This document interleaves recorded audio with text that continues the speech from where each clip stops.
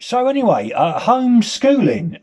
My boy is a scientific genius. He's currently putting his dad to shame, and I'm struggling to cope. This morning he goes, "Dad," I go, "Yeah." He goes, "Science." I go, "What?"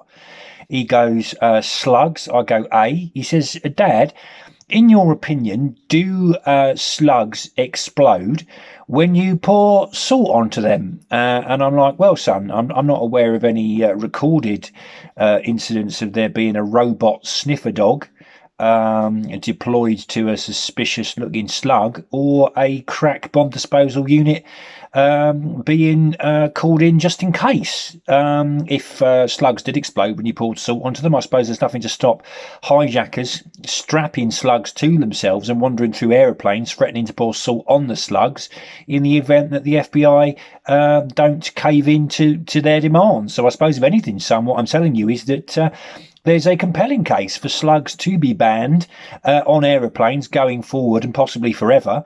Although you could also ban salt because it would be easier to disguise as perhaps bicarbonate of soda or crack cocaine, but much more difficult to disguise a slug unless you put a shell on it and call it a snail.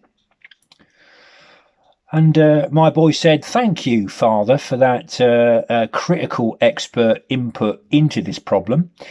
But I've looked into it already, to be perfectly honest, and slugs don't explode, they merely shrivel, because, as any idiot knows, pouring salt onto a slug kicks off a biological process called exosmosis, which is where water moves from an area of high concentration to an area of low concentration through a semi-permeable membrane. In this particular case, these slugs cell walls." And I was like, "Oh yeah, of course, yeah. Well, I did pay attention in biology class, mate. Yeah, so I was just testing you. I was just pretending I didn't know that."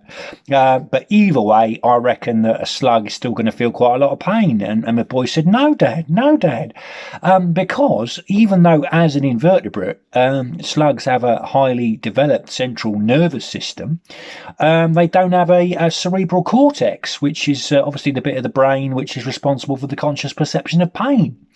So pouring salt onto a slug is actually quite a humane method of disposal. I said, "Son, do you want to pour salt onto a slug?" He went, "Yes." I went, "Fair play then."